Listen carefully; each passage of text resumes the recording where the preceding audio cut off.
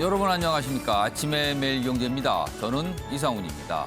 거의 모든 사람이 변이 바이러스인 오미크론에 감염될 것이란 미국 전문가의 충격적인 주장이 나왔습니다. 그리고요 또 앞으로 2달 사이에요 유럽 인구 절반이 오미크론에 감염될 것이란 전망까지 있습니다. 아무리 증상이 경미하다 이렇게 좀 알려지지만 폭발적으로 확진자가 는다는 건데요. 지금과 같은 방식으로는 감당할 수 없다 이런 얘기도 있습니다. 아마도요 새로운 방역과 의료 체계가 필요하다는 지적 지금도 나오고 있는데 더 많이 나올 것 같습니다. 자, 그럼 일면 기사부터 바로 출발합니다. 보시죠. 먼저 매일경제입니다. 국민연금 대표 소송 전초전을 벌인다. 담합을 소명하라. 이렇게 기업들에게 서한을 보냈다고 합니다. 자, 국민연금이요. 지분을 5% 이상 갖고 있는 기업 20곳, 20여 곳에요. 과거 있었던 무슨 담합 이런 사건 이런 등등등에 대해서 소명하라고 요구를 한 겁니다. 이례적으로 강도 높게 질의했는데 지금 기업들이 긴장하고 있다. 이런 내용입니다.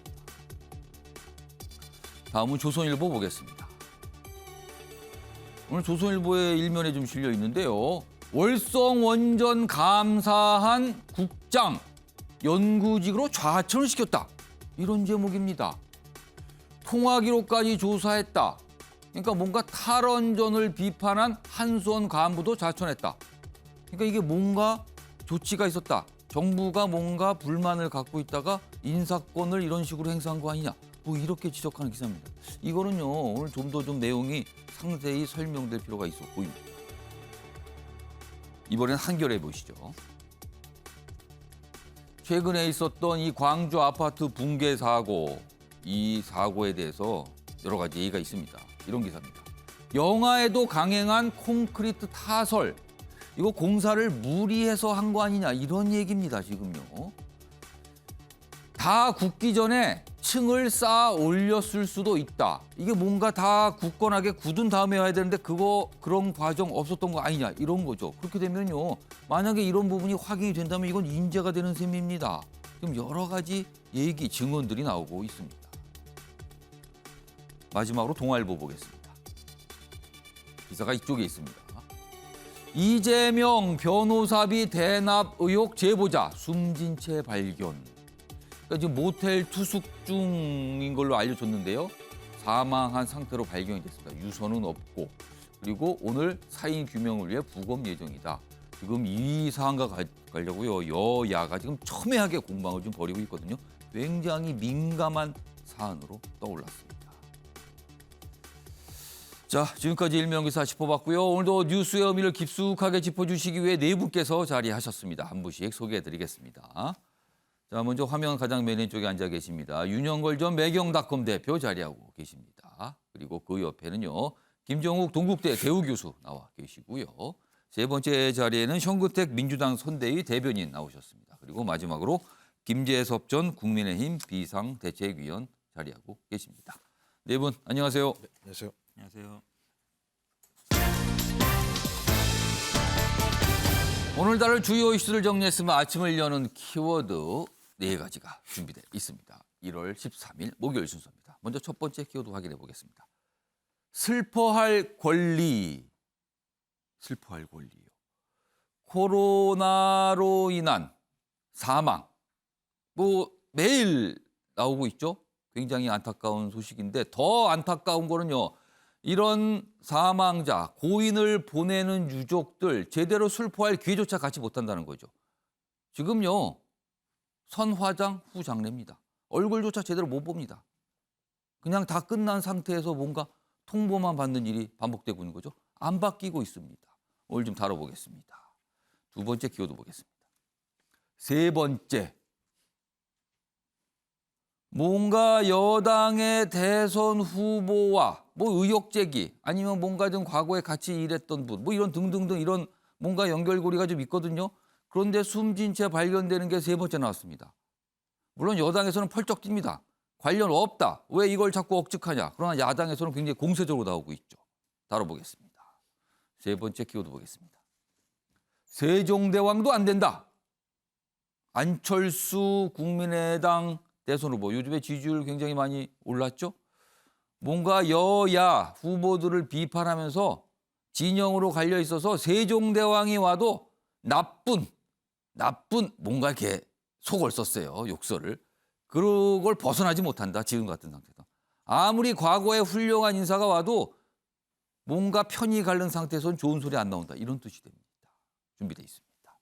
마지막 키워드는요. 딱 걸렸다. 영국 총리 얘기입니다. 국민들한테는 집에서 나오지 말라. 그리고 이른바 락다운을 걸었거든요. 근데 그 시기에 본인은 파티를 열었답니다. 1년이 훌쩍 더 지났는데 뒤늦게 딱 걸렸습니다. 정치적으로 큰 위기를 맞고 있습니다. 자, 아침에 매일 경제 첫 번째 이슈는요. 코로나19와 관련된 내용 좀 다뤄보겠습니다. 백신 얘기도 있고요. 치료제 얘기도 있습니다. 먼저 첫 번째 기사는요. 백신 얘기입니다. 부작용이 적은 노바백스 백신. 미접종자 마음을 돌릴까? 우리나라 식약처가 승인을 했어요. 그래서 2월 초부터 접종이 시작될 것으로 보입니다. 그리고 생산도 우리나라에서 합니다. 이걸요. 그러니까 전통적 백신 제조 방식을 사용했어요. 그래서 상대적으로 부작용이 적은 것으로 알려지고 있습니다. 자, 그동안 미접종하신 분들, 몸 상태 때문에 어쩔 수 없이 몸 접종을 못 하시는 분도 있지만 선택을 하신 분도 있거든요. 이런 분들의 마음을 잡을 수 있을까? 뭐 이런 내용입니다. 그리고 이제 치료제 얘기도 있는데요. 치료제 얘기는 다음 기사로 보겠습니다. 화이자 알약, 팍스로비드입니다. 이거 치료제죠. 증상이 호전돼도 5일치 모두 복용. 일단 5일치를 다 먹어야 된다는 겁니다. 그리고 만약에 이걸 안 먹고 남은 약을 또 어떻게 해서 뭐 팔면 이거는 안 되는 거죠. 이런 거는요. 좀 더 보죠. 외출 불가능한 재택 치료자는 가족이 대리로 약국에서 수령할 수 있습니다. 이 치료제가 이제 이 수령이 시작됐어요. 고지혈증 약하고는 같이 드시면 안 된다. 그리고 부작용으로 사망된 1억 보상 뭐 이렇게 좀 소개돼 있습니다. 자, 그럼요. 백신과 관련해서 어제 당국에서 한 설명이 있습니다. 들어보시죠. 화이자에서 개발한 먹는 치료제 팍스로비드가 내일 1월 13일 낮 12시경에 처음으로 국내에 도착합니다. 내일 도입되는 물량은 2만 1,000명분이며 전국적으로 배송되어 빠른 지역의 경우 1월 14일부터 첫 투약이 이루어집니다. 우선적으로 증상 발현 5일 이내에 경증 및 중등증 환자이면서 65세 이상자 또는 면역 저하자 중 재택 치료자와 생활치료센터 입소자에게 투약할 계획입니다. 자, 상대적으로 부작용이 덜한 백신도 이제는 뭐 접할 수가 있고요. 그리고 이제 치료약 드디어 이제 들어옵니다. 뭔가 좀 조금 진척되는 모습인 것 같죠? 뭐 아무튼 굉장히 좀 기쁜 소식이긴 합니다. 자, 그런데요. 다음은 좀 생각해 볼 지점들이 있습니다. 이 기사입니다. 코로나 사망 가족들의 비극이다. 마지막 인사 언제까지 막나? 자, 사망 6천 명, 얼굴도 못 보는 장례가 이어지고 있는 겁니다. 여기 보시면요. 갑자기 사망 통보받아서 임종, 뭐 당연히 못합니다. 지금 상황에서는요. 얼굴 확인도 못하고 화장이 되는 겁니다. 그렇다면요. 다 끝나고 나서 유골만 받게 되는 거예요. 유족은요. 방역 중요하다지만 이건 너무 심한 거 아닙니까? 지금 계속 이 지적 나왔어요. 해외에선 대부분 마지막 되면 허용합니다. 자, 그럼요. 이걸 좀 봐주세요. 지난해 12월 모습 사진인데요. 유족들이 작별 인사를 이런 식으로 하고 있어요. 자, 그런데요. 여기서 조금 의아한 점은요. 이 장례를 치르신 이분들 방호복을 입고 있잖아요. 이분들은 안에서 시신과 관련된 어떤 절차를 진행했을 거 아닙니까? 자, 많은 분들 얘기하시기에 가족들이 이 방호복을 입고 여기에 참가하면 안 되느냐는 거죠. 이거는 왜 안 되냐는 거죠. 이런 지적들 하십니다, 지금. 근데 지금 우리 당국은 전혀 변화가 없어요. 다음 기사 보겠습니다. 애도할 새도 없이 화장, 슬퍼할 권리마저 박탈 이렇게 돼 있습니다.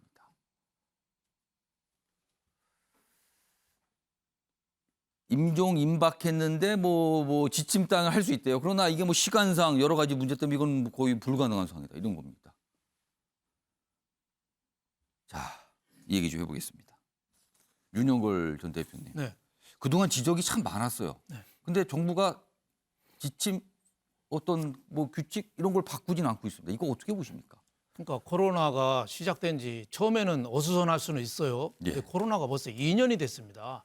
이제는 정부에서 중심을 잡고 좀 해야 될 때 아니에요? 지금 보건복지부 지침에도 예. 사망자의 존엄 예우를 유지하면서 유족의 뜻을 존중한다 이렇게 돼 있는데 예. 지금 사망을 앞두는 사람들도 거의 코로나 확진자 환자들도 면회가 안 되고 있어요. 면회가 안 되고 또 사망하신 분한테도 일체 뭐 사망 전이나 이후에도 그 고인한테 접근할 기회가 아예 없는 거죠. 그래서 예. 나중에 이제 화장 끝난 다음에 6월 한만 이제 덜렁 전달해 주는 거죠. 이거는 정말 우리 참 국민의 그 인권을 존중하는 민주국가에서는 있을 수 없는 거다 이런 생각이 들어요. 이 존엄하게 돌아가실 권리, 예. 웰다잉 또 잘 헤어질 수 있는 그런 기회를 정부에서 이렇게 박탈하는 거잖아요. 그 저도 뭐 부모님 떠나보내셨지만 어떻게 떠날 때가 그 평생에 그 상처로 남는 거거든요. 예. 예. 그래서 저는 이게 과학적 근거도 없습니다. 메르스 때는 사망하신 분이 거의 체액이 나와서 예. 전염할 수도 있다고 해서 이게 봉쇄를 했는데 코로나는 입에만 조금 체액이 있고 체액이 거의 없고 예. 또 의사들 얘기 들어보면은 코로나19는 비말 이 공기 중에 입에서 기침이나 그렇죠. 이거로 전염이 되는데 주로 이제 그걸로 알려져 있죠. 돌아가신 분이 무슨 비말이 나올 게 뭐가 있어요. 그러니까 정부에서 움직이질 않는 거죠. 지금 정부의 태도가 그렇잖아요. 촛불 정부의 저는 딜레마라고 봐요. 촛불로 일어난 정부라 가장 국민의 기본권, 인권을 소중해야 될 것 같은데 그런 거 생각 안 하고 예. 우리는 국가로 해서 옳게 하니까 너희들은 따라와. 답 정 너죠. 답은 정해져 있으니까 너희들은 따라와. 근데 현장에서는 안 움직이잖아요. 예. 우문현답. 우리의 문제는 현장에 있는데 이거를 저 청와대나 이런 데서 장례식도 제대로 못하는 걸 아는지 모르겠어요. 예. 그래서 지금이라도 빨리 이거를 싱가포르에서도 하다가 그만뒀다잖아요. 이걸 빨리 그 고인들 존엄하게 죽을 수 있는 권리 그리고 환자들하고 가족들하고 제대로 이별할 수 있는 기회 예. 몇 분이라도 좀 같이 손이라도 좀 잡아볼 수 있는 그런 좀 기회를 줘야 되는 게 정부가 아닌가. 지금 정부에서 방역 패스도 그렇고 여러 가지 조치들이 너무 강압적이에요. 옳은 거는 알겠어요. 국가로 해서 코로나를 막는다는 건 알겠는데 너무 고압적으로 하다 보니까 지금 재판에서도 자꾸 뒤집어지고 있잖아요. 예. 지난 연말에도 왜 그 공무원 그 임용시험 참석 예. 못한 사람들한테 소송 제기해서 정부가 패소해서 1,000만 원씩 지급하기로 했잖아요. 그러니까 하나하나 자꾸 이렇게 구멍이 나는데 예. 정부가 알아서 예. 좀 국민의 현장의 불편을 좀 지금은 감안할 때가 아닌가. 전면적으로 청와대나 고위공직자들이 뇌부터 저는 바꿔야 된다고 생각합니다. 여기 좀 더 좀 소개해드리죠. 여기 좀 이런 내용 소개되어 있는데 이쪽 끝입니다. 얼굴도 못 보고 장례, 충분한 애도 시간 보장 강조해도 관에서 멀찍이 떨어져 1분 마주하는 정도. 그리고 이 아래쪽으로 가면은요. 정부는 선화장 지침을 따른 유족에게 장례 지원비 1,000만 원을 준다. 그러니까 이런 게 어떻게 보면 약간 좀 유도를 하는 거죠. 이런 부분은. 이게 그러면은 따르지 않으면 안 준다. 뭐 이렇게 되는 거잖아요. 지금요. 자. 우리나라 지금 방역 체계와 관련해서요. 지금 이 코로나 전문가들이 어제 좀 모여서 회의도 하고 그랬거든요. 거기서 나왔던 얘기 한 가지 준비했습니다. 들어보시죠. 오미크론은 확산 속도가 너무 빨라서 기존의 방역과 의료 대응 방법으로 감당할 수 없습니다. 따라서 방역의 목표는 전파 방지가 아니라 피해 최소화와 사회기능 유지에 두어야 하며 엄격한 K-방역을 유연한 방역으로 전환해야 합니다. 이 코로나 사망자에 대해서 다른 나라는 지금 어떤 방침을 갖고 있는지 그 기사 하나 준비했습니다. 보시죠. 정부가 선화장 후 장례 참조한 싱가포르 지침 처리한 지 오래다. 그리고 미국에서는 화장, 매장 제한을 두지 않는다. 근데 우리는 일단 원칙적으로는 화장으로 이렇게 삼은 거죠, 지금요. 김종 교수님. 네. 지금 뭔가 좀 고민해 볼 지점들이 자꾸 보여요, 지금요. 예, 그러니까 참 다루고 싶지 않은 주제이고 상당히 슬픈 이야기들인 예. 거죠. 그러니까 일반적인 국민들은 감염 위험에 노출돼 있는 상황인 거고 또 돌아가신 망자를 가시는 길을 볼 수 없게 되는 상황 같은 경우는 예. 굉장히 슬픈 이야기여서 좀 다루기 어려운 얘기인 것 같긴 합니다. 그래서 하지만 좀 이제는 좀 상당히 좀 시간이 지났고요. 그래서 감염의 위험과 망자와의 영구 이별이라고 하는 두 가지 가치를 놓고 봤을 때 예. 저는 망자와 마지막 이별을 한다는 건 영구적인 내용이기 때문에 이 부분과 관련해서는 좀 특별한 방식들의 지침들을 내놓을 필요가 있다는 생각을 분명히 하고요. 말씀하신 것처럼 싱가포르 같은 경우도 그런 지침을 가지고 있다가 추후에 이것들을 교정을 하기도 했었고 미국이나 유럽 같은 경우도 소위 망자와의 마지막 이런 것들 같은 경우도 허용해주는 형태들로 다 상황이 벌어지고 있고 대신 이제 그렇게 하더라도 방역 수칙을 지키기만 한다면 가능하다는 예. 얘기가 분명히 있어서 저는 그런 상황들을 좀 잘 고려해서 정부에서 좀 이런 많은 요구들이 있지 않겠습니까? 지금 많은 분들이 돌아가시고 예. 계신 상황이고 코로나19로 인해서 그렇다면 거기에 맞게 좀 매뉴얼을 좀 바꿨으면 좋겠다는 생각이 드는 거고요. 그러니까 의료 체계가 상당히 어렵고 그 절차 자체가 복잡하기 때문에 이런 부분들에 대한 고려들을 많이 못하는 경우들이 있긴 합니다만 예. 이것들은 좀 바뀔 필요가 있다는 생각이 들고요. 근데 아까 말씀하신 것처럼 정부가 좀 강압적이라는 말씀은 좀 제가 볼 때는 좀 과다한 생각이 드는 게 뭐냐면 유럽 같은 경우는 코로나 발생하게 되면 아예 강제적으로 예를 들어 이동을 못하게 하는 경우도 분명히 예. 있어요. 그러니까 이런 부분과 비교할 수는 없는 측면들이 분명히 있는데 예외적으로 망자 같은 경우는 마지막 이별이기 때문에 이 부분과 관련해서는 정부 차원에서 좀 나름대로 특단의 대책들을 만들어서 그분들의 슬픔들을 좀 나눌 수 있도록 했으면 좋겠다라는 말씀을 드리고 싶습니다. 물론 이제 방역 당국의 어려움도 있을 거예요. 그리고 이제 언론에 알려지지 않은 어떤 고충, 그리고 뭐 어떤 뭐 지침에 대한 어떤 현장의 모습 뭐 이런 것도 있었지만 그럼에도 불구하고 사실은 떠나가신 분을 대하는 가족들, 사실 우리나라 같은 문화에서는 임종을 지키지 못했다는 거는 굉장히 큰 한 또는 뭐 이런 건 남아 있잖아요, 사실은 문화상으로요. 이런 것도 좀 감안을 해야 되지 않을까 이런 목소리가 계속 나오고 있어요, 지금요. 자, 현근택 대변인께요. 이 문제가 사실은 어떻게 말씀하시는 분이 있냐면요. 우리나라가 코로나로 인한 사망자가 상대적으로 적잖아요. 뭐 미국, 유럽에 비할 바가 아니거든. 굉장히 적거든요. 그러니까 숫자가 적어서 소수니까 정부가 너무 관심을 안 기울이는 거 아니냐. 이런 지적도 나옵니다, 지금요.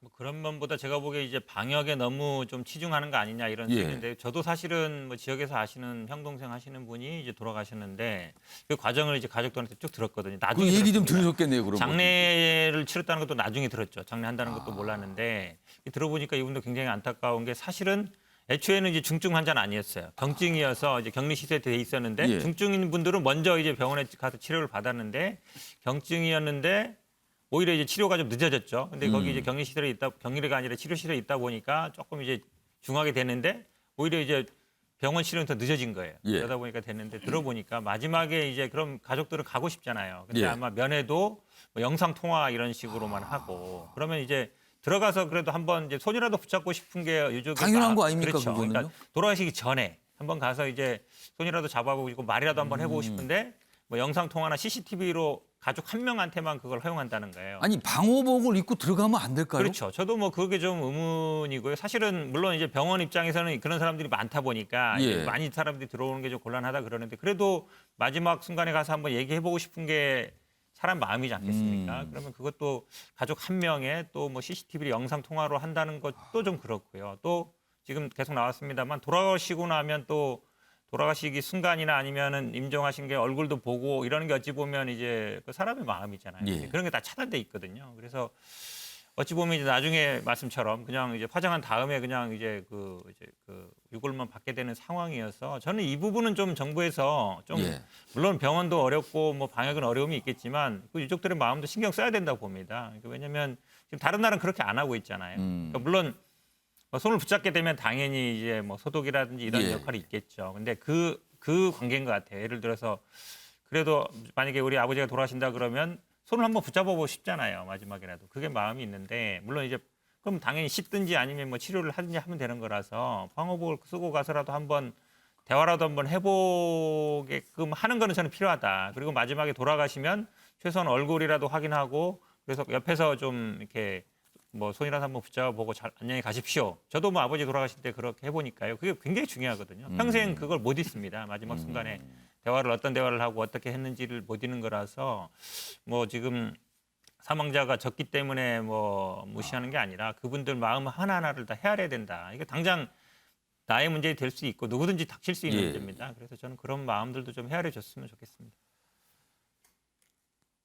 뭐 이런 내용을 다루는 기사가 이제 종종 나와요. 근데 오늘도 좀 있어서 소개해드렸습니다.